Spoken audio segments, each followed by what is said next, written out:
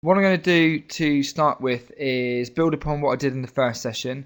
So if any of the other delegates that do attend or log on in the next sort of like 10-20 minutes, going to do a quick recap of just some of the basic points so that it sort of makes it fresh in our memory. And then we'll move on to some more detailed examples, more advanced examples of how to use the taxonomy in lessons, looking at some example lessons, looking at some example materials, some resources, and then hopefully trying to get you to see of ways of just slightly tweaking lessons to make it a process which is easy to do, shouldn't take any extra time, and should see some considerable improvements in the learning that happens in your classroom. Just out of interest, Mike, it's just you as the only delegate at the moment. Have you tried any solo during the last couple of weeks, month since we did the first session?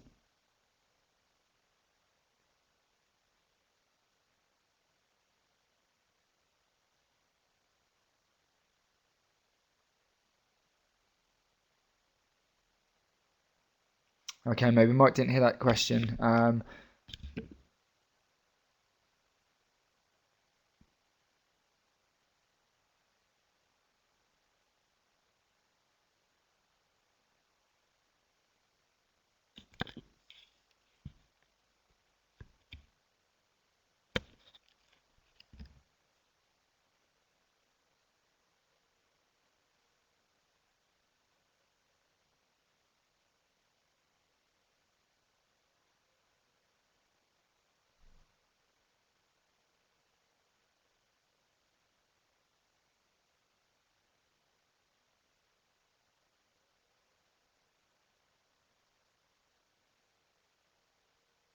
Fantastic.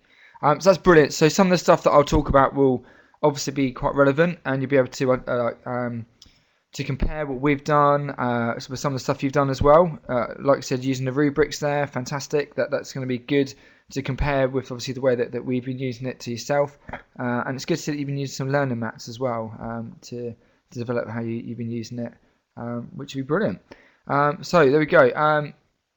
If no other delegates are here on time, I'll just move straight on and we can get started. Things I'm going to talk about today is just, like I said, a very quick recap, just to remind ourselves. I taught a lesson period 5 today, and even then, as I was leaving the lesson, walking out, there was little things which you just keep forgetting to do or slip your mind, and you think, oh, I must make sure I do that next time. So I'll run through some of the stuff that again, to make sure that it's fresh in everyone's memory, and then I'll talk about planning, look at the non-linear thing in a bit more detail and show you how we've used it as a non-linear process during our GCSE course. Talk about the progress element as well. There's a lot of talk about at the moment that about what progress is. Can you identify it? What you see in lessons, is that progress or is that performance? Is progress more of an indicator of what students remember in 2 weeks, 3 weeks, 4 weeks, 5 weeks time, rather than what you see in lessons? So I'll talk through about how Solo can help students just identify where they're at and obviously what they need to do in order to make progress themselves. Differentiation, which will link into some Solo stations.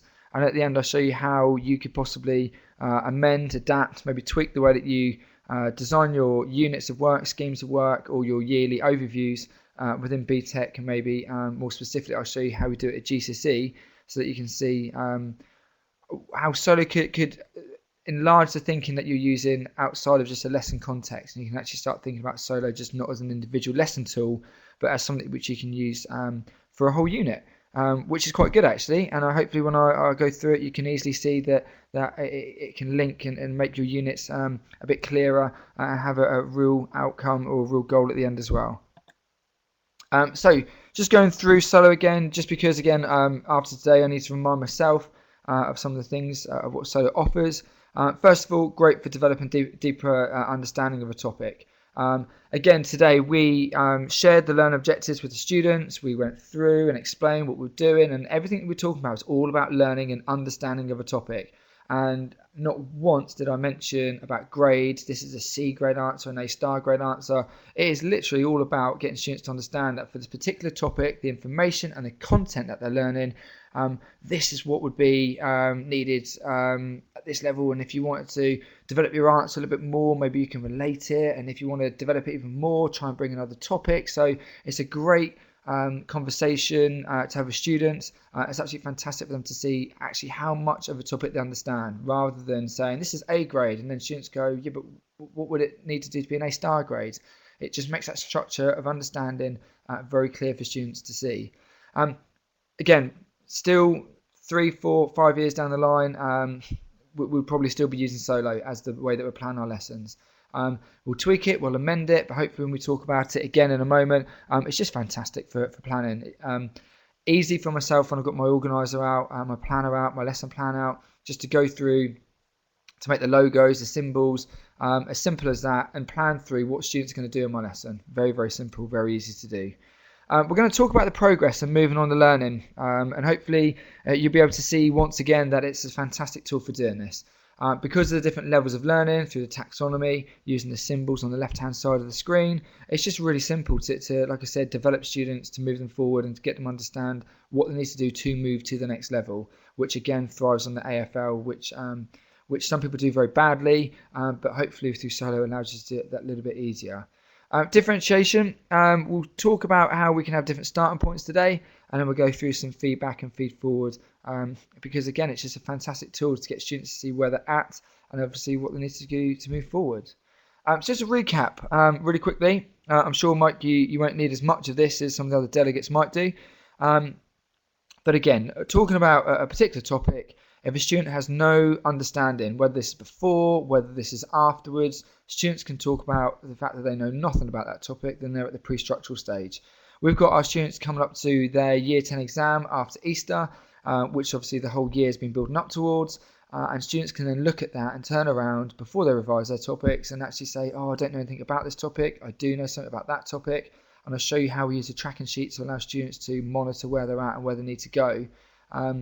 So if they're at the pre-structural stage, then they know they've got a lot of revision, a lot of learning again to do on that particular topic to relearn it.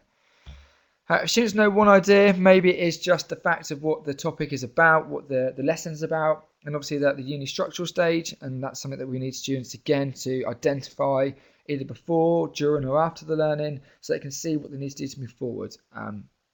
If students stay at the uni-structural stage, then we have a problem. We need to make obviously students aware of what they need to do to move forward to actually develop their understanding. Example here, looking at the multi-structural, so using the principles of training as our example, if students know multiple different facts about that particular topic, so specificity, progression, they can define overload, they can explain what reversibility and tedium mean, then they're going to be at the multi-structural stage. They can list the information, describe, they can define, all those sorts of things, but at that particular stage, they don't know how it all links together. It's a little bit like a factory, that they understand each individual component, but they can't see the broader picture. Relational, obviously, where we're trying to get students to at least, okay? Once they've got the multi-structural stage, which I really need to stress is an integral part of the lesson. I think some people skip past the multi-structural stage. They quickly give the facts to students and then move on to the higher order thinking. When actually you need to get students to understand the multi-structural phase and be really solid and secure of that content before they actually do move forward to the relational stage, because they might not have the understanding to relate it. They might not have the understanding to manipulate it or be able to evaluate or compare and contrast. So the aim is to get to this sort of stage, but it's not in place of going and skipping the multi-structural stage and skipping past learning. Really important that we make sure that we use the